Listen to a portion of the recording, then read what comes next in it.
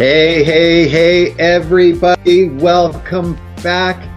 It's sunny now. Well, it was a little rainy today, yesterday. Woo, boy, I hope everybody enjoyed yesterday. It was so amazing.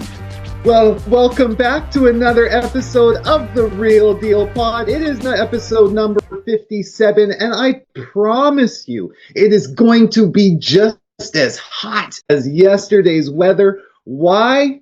Because we got my main man, Geoff, back here with us today. Geoff, buddy, how you doing, man? How was your yesterday? You know what? Yesterday was not a bad day. It was hot. And yeah, it was one of those days, but nothing too exciting, neither good nor bad, but it was hump day. It was the hump day, so that's a good day. It was beautiful. I took time to celebrate it because it was I felt it was our first true summer day. So I actually said I took 2 hours and went out on a walk with my wife. That's what we did for a couple hours. Just took the time just to go out for a walk and enjoy. Well, I did do a run in the middle of the day, a 10-kilometer run here in Lindell Beach. And I ran with my dog Louie. And, nice. How was Louie feeling? You know what? Louie actually gave up. We were about, I'm going to say 400 meters from home, and he just basically he just would not move. He's like, I'm done with this. This is over now. I've decided. I'm done with this. But yeah, you know what? It was a grind. It was a grind. So I'm getting ready for this, the Grand Fondo up here in July 13th. It's a 155-kilometer riding event. So I've been going at it. So just trying to get my body ready for that chaos. That's awesome. Good for you, man. That's 150K. 155. Yeah. 155, man. That's wild. All through the Okanagan. So doing it in that Okanagan heat and the Okanagan hills, and so yeah, it's gonna be a doozy. Good for you, buddy. That's crazy.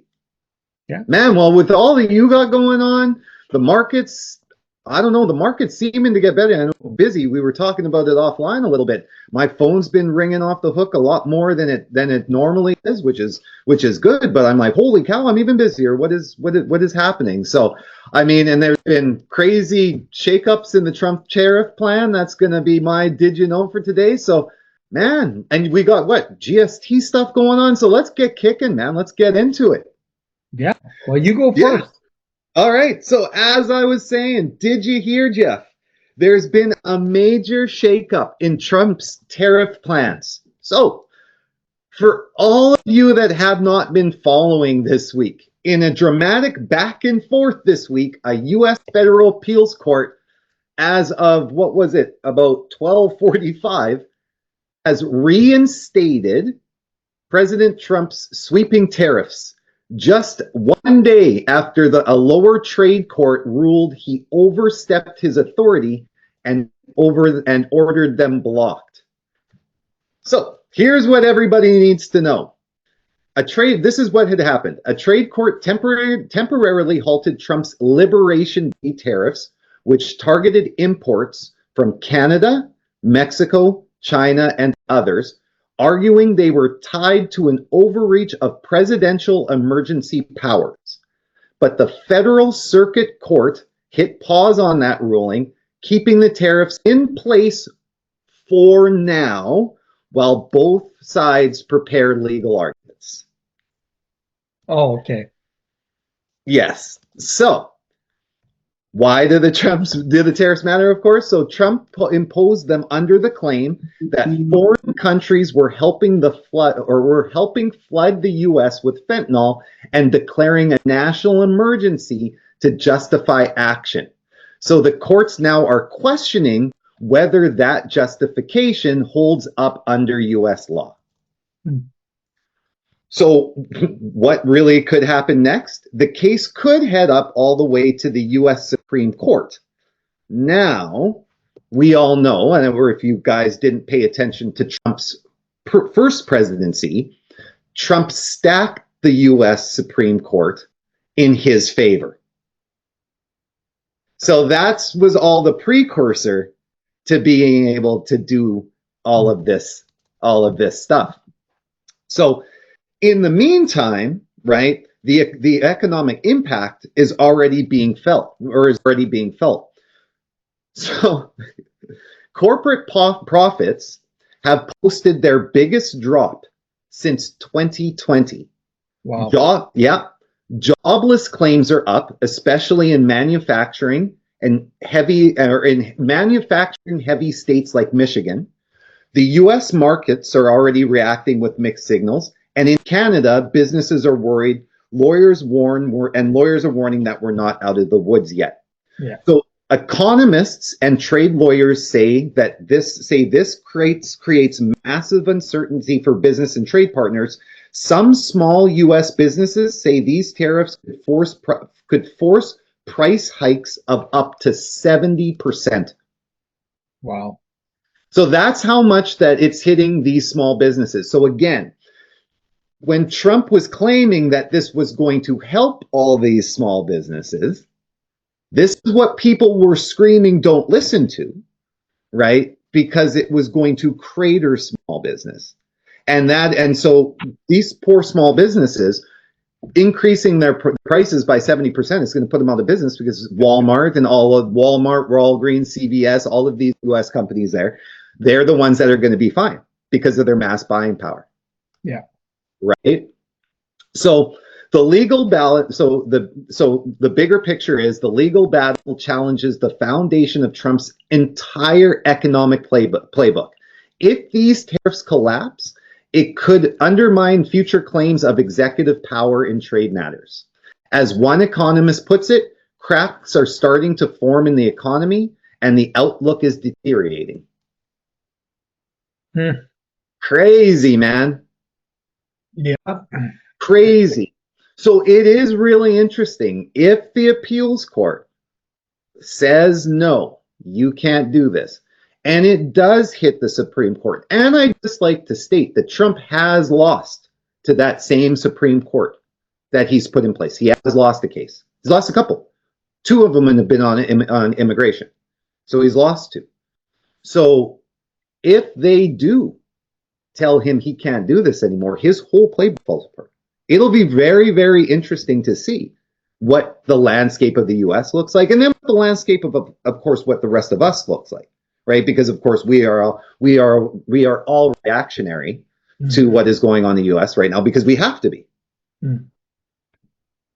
right? It's I don't even know where to start with that, to be honest. It's a whole lot. So that's wild. Yeah, I don't know. So what do you got? Like, that wasn't actually going to be my did you know? My did you know was going to be a little bit happier. We got a C+ in our building and development, everybody. We fell short on the timelines in terms of getting infrastructure, our developments built. But compared to other provinces, we are doing a better job. That was actually going to be my did you know. But so Geoff, just the tariff thing quickly. Do you have any statement on that at all? Well, yeah. What I heard from you is 70% increase in pricing for small business. That's not going to be great for small business. You're going to see a lot of small business collapse. And I think that those are the two biggest numbers to really, the two biggest numbers to take away from that are the 70% that these tariffs could force price hikes of up to 70%, and corporate profits have posted their biggest drop since 2020. Yeah. Those are the two biggest takeaways I think to have, because the two things that coincide were the ending of Trump's pendency and the beginning now of Trump's presidency. Right? So if everything went up in the States once Biden took over and Trump was no longer in presidency, everything went up. And now that he's back in charge, everything has gone down. And that is why he's been screaming for so long, again, that this is Biden's fault. This is Biden's fault. If people have been paying attention to this, that's been his rant. And people have now started saying back to, when is this your economy then? And he said, well, some of it is the good parts, right? So Yeah, I think he's so fresh into his presidency. It's hard to kind of it's hard to see. Well, outside of the obvious, it's really kind of hard to see what is going to happen, right? I'd like to say the tariff thing has been an abject failure. I just like to state the tariffs. It's just proven this is an abject failure. Yeah, but it's still there. And it's, only because of U.S. Supreme, it's only because of U.S. courts, and we all know U.S. courts are a joke. We've always joked around outside of the United States, right? People sue people there just for cups of coffee being spilled. That's the go-to thing. You just sue people, That's their court system, right? Throw it into a court, because court is much like our government, so convoluted, right? It gets held up, and that's why you want everything to be held up into the courts. There have been lawyers that have written papers in the United States on how to get cases thrown out of court just by convoluting the judicial process, right? Is you have it held up in court so long that eventually held up in the system so long that eventually just gets tossed out.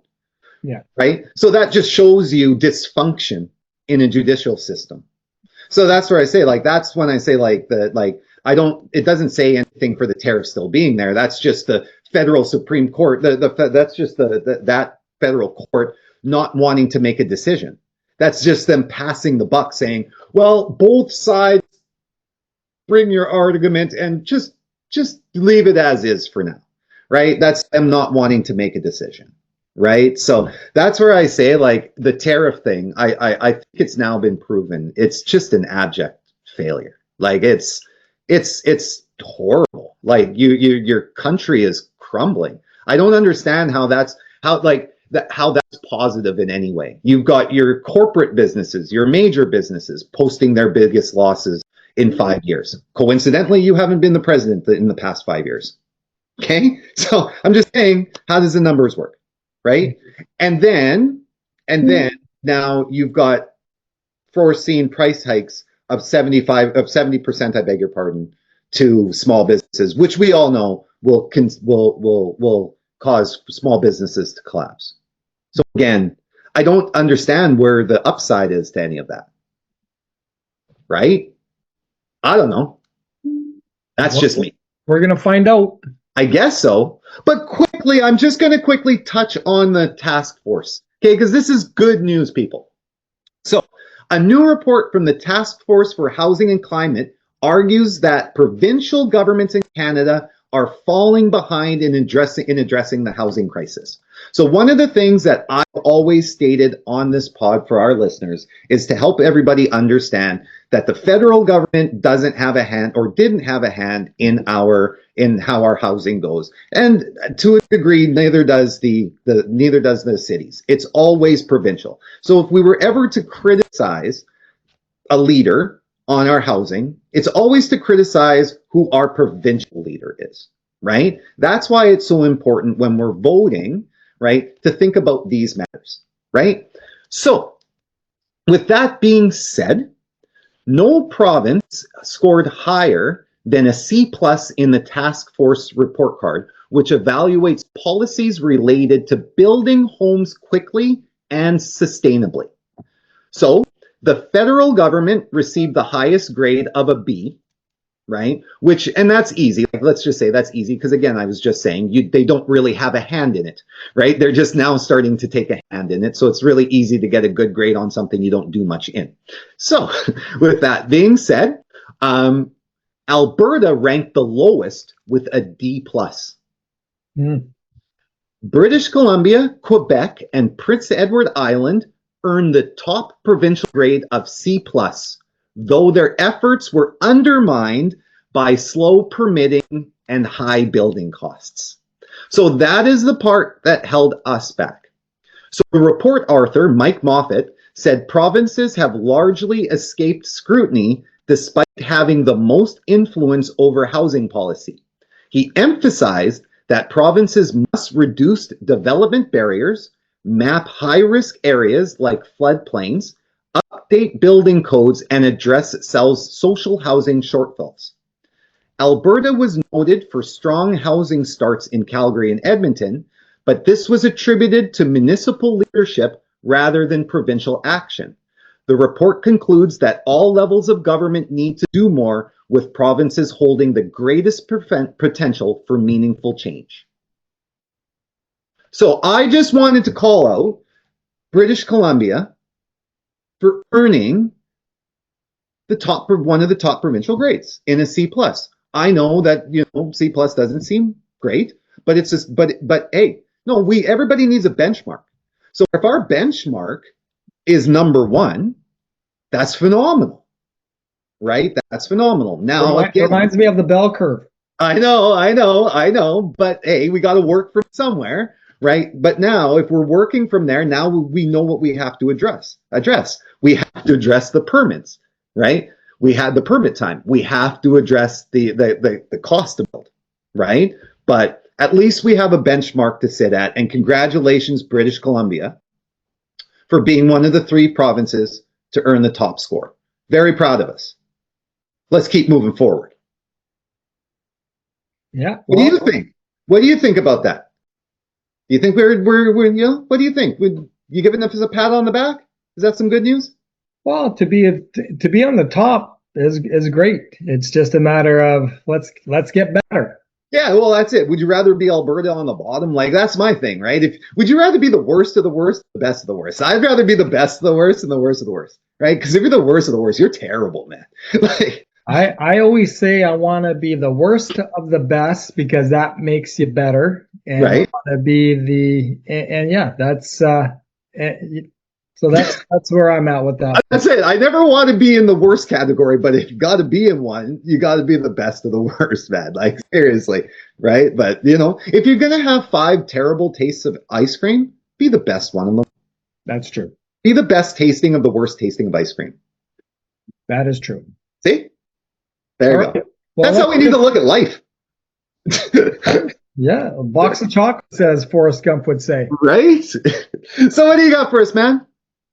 Well, you know what? I wanted to touch on a federal guideline that came out May 27th, which is going to be a huge thing for first-time home buyers. And it's all about the GST relief for anyone that is a first-time home buyer. So as we know, when you're purchasing a new build, there is a GST implication on it. And our federal government has rolled out that if you are a first-time home buyer, and this applies to purchase agreements signed on or after May 27th, you are able to get a $50,000 or up to a $50,000 rebate and GST savings for qualifying buyers, which is huge. That's phenomenal. Which is huge. Yeah. So what the goal of this program is to reduce the upfront cost for young Canadians buying new homes, or any first-time home buyer. Don't always have to necessarily be young. Yeah. It encourages new home construction across Canada, and we've talked about this in our previous pods, that there are a lot of empty spaces right now in new development. Yeah. What is important to understand that this will apply to any purchase agreement signed on or after May 27th, and the homes must begin construction before 2031. So this is again for all those pre-sales, right? Yeah. And it has to be completed before 2036. It seems like so far away, but really, again, it isn't when we're talking about pre-sales. That's what I was going to say, because if you buy something in 2030, right, which is still within the guidelines, is from what I'm understanding, right, it has to be completed by 2036, which actually only gives you within that 6 years. So I was actually going to ask you about something about within there, because there are times where developments, due to lending and stuff like that, they do get held up and complete much later than initially anticipated. So that was something, right when you said that, it kind of perked my ears of, oh man, what happens in that one tight spot?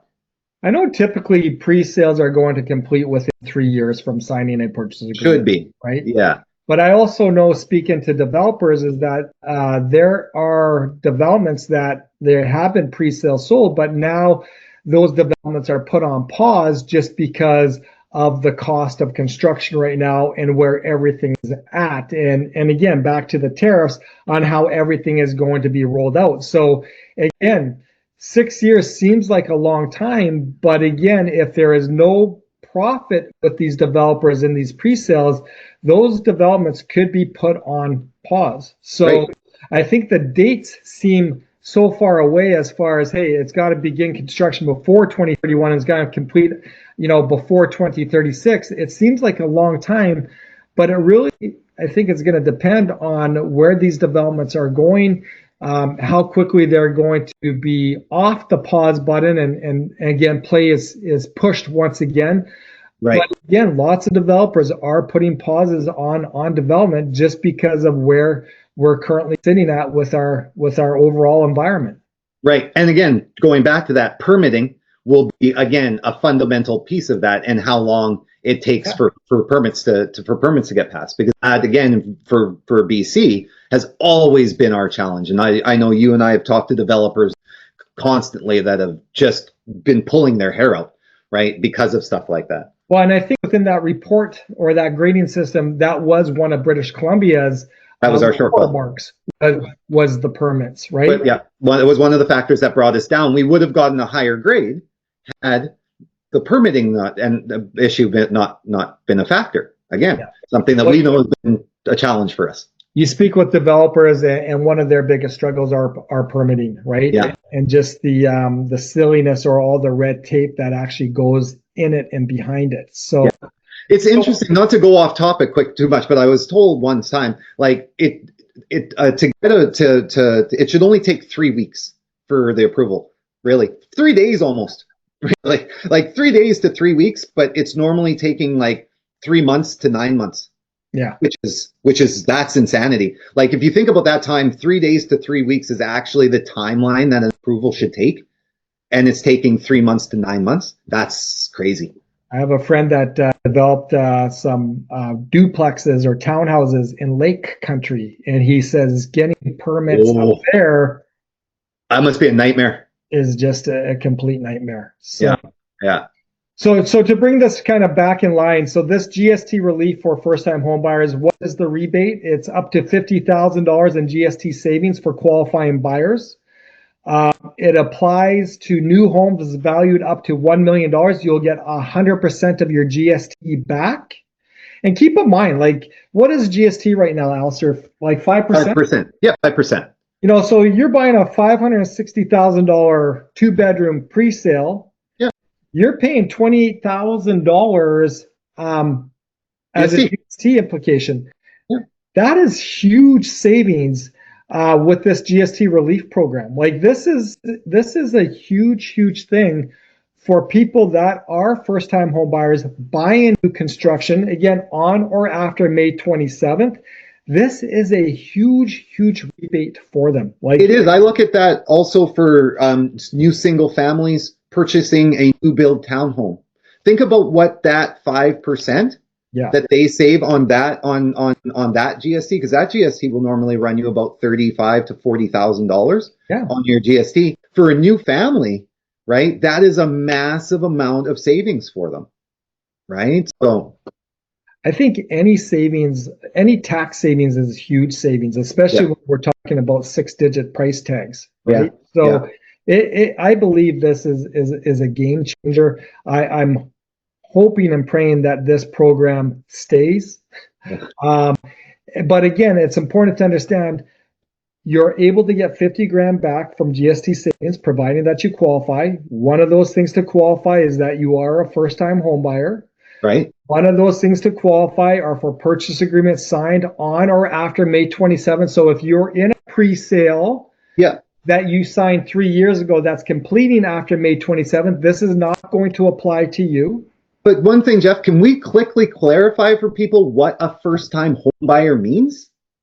A first-time home buyer is anyone that hasn't purchased a home anywhere in the world, or they have purchased a home and haven't lived in it for 4 years because they've rented it out, or they purchased a home, they've sold it, and now they are renting for a 4-year period. They re-qualify as a first-time home buyer. Exactly. And I think that's why I wanted to state how important that is, because normally people think, again, you just hear first time home buyer, it's your mind automatically just switches to, I had a home, that's on me, right? And that's why I think it's so important to just constantly remind people, right? Or they have a home, yeah, and they've rented it out.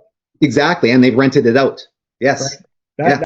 That's a big one, right? The big one, right? So again, keep in mind, you will get 100% of your GST back if that new home is valued up to $1 million. You're going to get a partial GST rebate if that property was from 1 million to 1.5 million. You will get no GST rebate if that property is 1.5 million or more. So qualifying details, you got to be 18 years or older. To be honest with you, you need to be 18 years or older just to buy a house. Exactly. You need to be a Canadian citizen or a permanent resident. You have never owned a home in or outside of Canada in the current or past 4 calendar years. Back to you. There it is. Yeah. You need to be purchasing a primary residence. So this is not second homes. This is not investment properties. You have to be the first occupant of the home. So again, this applies to new construction only. Okay. And what types of home purchases? That's new homes from home builders or from builders. They're owner-built homes, so again, new construction that you've built, or shares in a co-op housing unit where the co-op has paid GST or HST. Okay, so again, just to keep it real simple, the conditions to qualify is that the purchase agreements has to be signed between May 27th, 2025 and 2031. You must be a first-time home buyer of the purchaser. You have to be living in it. Now, some of the limitations and exclusions, this is also very important. You can only claim the first-time home buyer GST rebate once in a lifetime. Yep. Your spouse or your partner can't have claimed it previously. Again, now we're talking pre-sales. Remember, assignment sales are not eligible if the original agreement was signed before May 27th of 2025. I kind of got excited on this one because we just completed on a pre-sale. Yeah. And I was thinking to myself, dang it, if it would have just got delayed, it just completed on May 22nd. Dang it, if it just got delayed until May 27th, I would have got our GST rebate back. That is not the case because we didn't sign that agreement on or after May 27th of 2025. Now, again, your rebate is disallowed if a pre-May 27, 25 agreement is canceled and re-signed just to qualify. They've already taken a look at it. They're to care that loophole. But again, I just think, again, this is one of those things that I'm actually happy that our Liberal government is rolling out for first-time home buyers. GST is a huge tax that we pay on the properties that we buy if it's new construction. And I think this is just one step in the right direction as far as, helping out those first-time home buyers. It is. No, it really is. And it kind of I'm getting a little bit more of less cynical with a comment that Gregor said. So he came out, how he's taking care of housing. First of all, clarify who Gregor is. So Gregor's our ex-mayor, right? He's the guy that rode the bike, and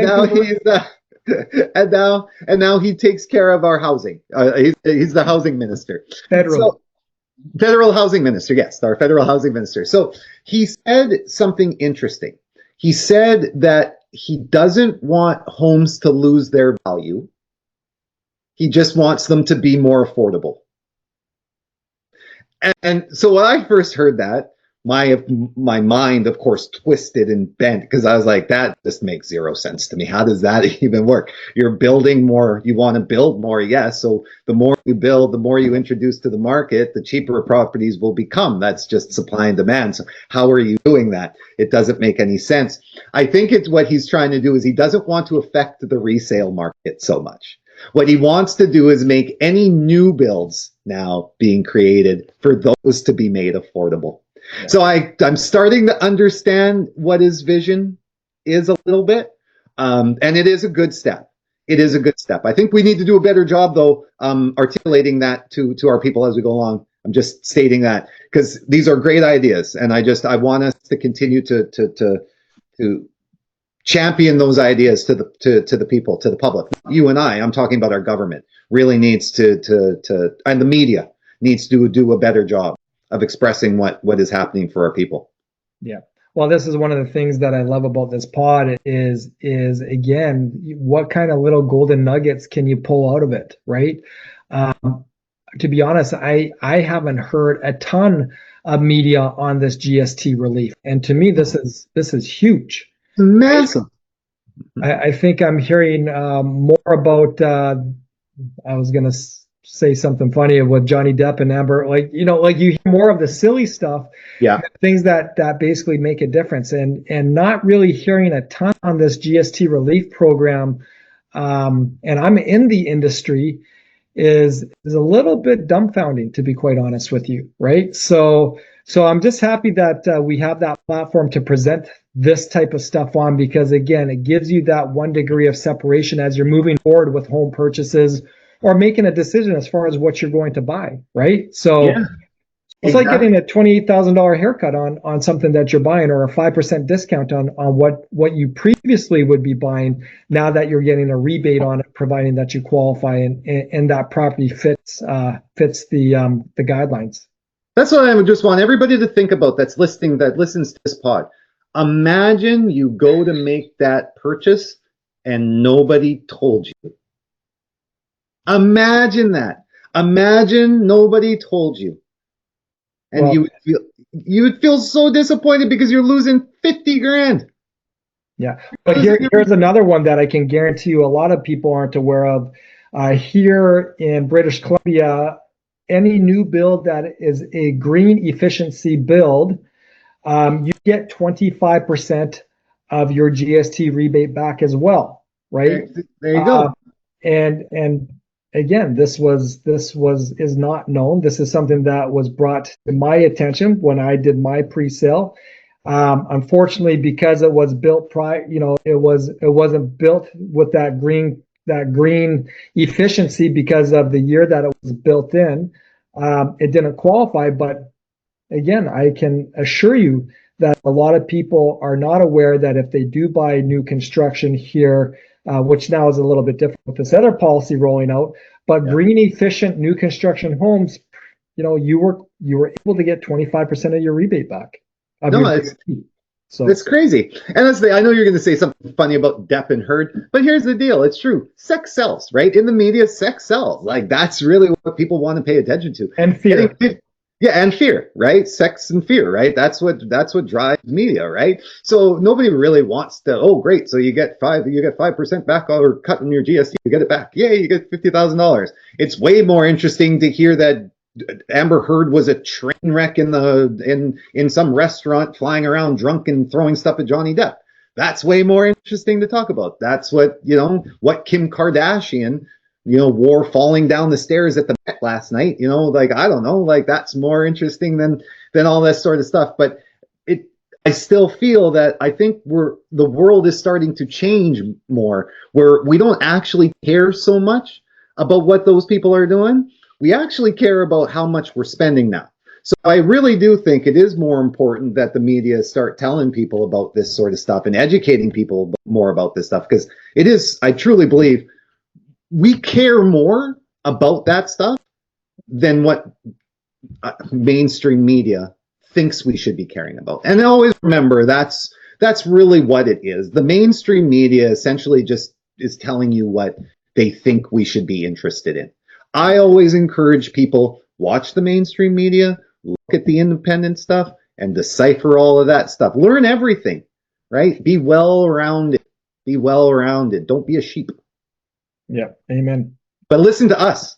A bigger amen. Yeah. Oh man, that's it for me, Allister. That's it. I just wanted to kind of focus on the GST and what that program looks like, and I think that's awesome though. That's the GST thing. That's an amazing thing. Everybody, again, if you're not using us, then you go to your mortgage person and say, hey, how come you didn't tell me this? I just wrote an offer yesterday or 2 days ago on a property, and I want to make sure I'm getting this rebate. You should have told me about it. But yeah, so it's been crazy, man. More rebates and tariffs paused and then reinstated, and we'll see what happens. I guess I'll keep us informed on the tariff stuff next week, but thank you all for watching, for listening to us today. As always, continue to love us, like us, share us, tell everybody you know about us. We are always doing our best to make sure we are giving you the best content that we can give you, making sure that we are delivering you the most valuable content that you can have, so that you are always leaving here with the most information. And with that being said, everybody, have an amazing weekend. Come back here for episode number 58. That's crazy, Allister. Which one? 58 episodes. 58, man. I know. So until then, stay empowered, stay informed, and most importantly, Geoff, stay tuned. That's right, baby. Stay tuned. Peace out.